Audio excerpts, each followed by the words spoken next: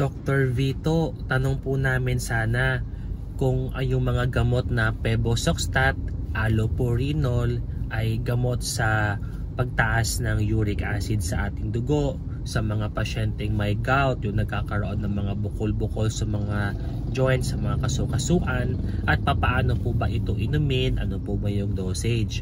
Ito po kasi kapatid ay mga karaniwang katanungan ng ating mga pasyente, mga kababayan, mga followers natin.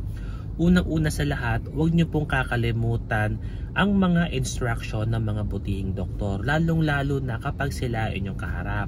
Kasi kapag po sila ay nagre-reseta, pinapaliwanag naman po nila papaano po iinumin, ano ang instruction at gaano po ito katagal at para saan yung gamot at bakit kayo ginagamot.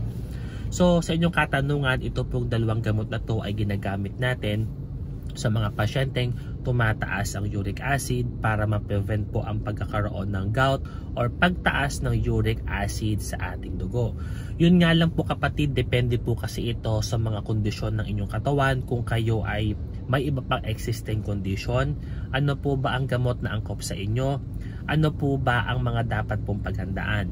Yung Febusoxstat po na ating nababanggit, meron po yung dosage na 40 and 80 milligrams.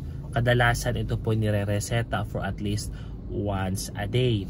So yung tagal po ay meron kasi tayong guidelines. So depende po ito sa assessment ng mga butihing doktor kung gaano katagal.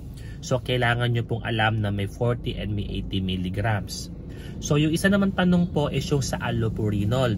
Kadalasan na sa market around 100 and 300 milligrams. Iniinom din po ito at least once a day.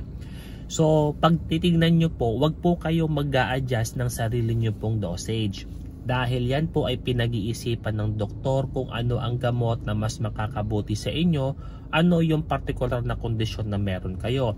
At nakadepende din yan kung gaano kataas ang inyong uric acid, especially kung more than 6 mg per dl yan.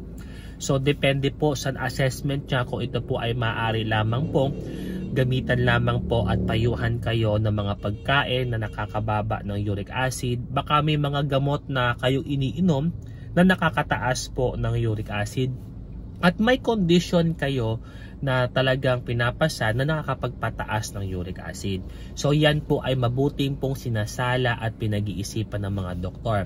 At kung hindi nyo mabasa po or nahihirapan po kayo, nakalimutan nyo po ang inyong mga instruction, mabuting tumawag po sa kanila or subukan po natin magpatulong sa ating mga pharmacists para mabasa kung yung Febusoxstat ba is 40 or 80 milligrams, kung once a day ba siya, kung yung allopurinol is 100 or 300 milligrams or kung once a day at gaano katagal. Ito po si Dr. Vito ang nagbibigay sa inyo ng libreng payong medikal. Mapagpalang araw sa ating lahat.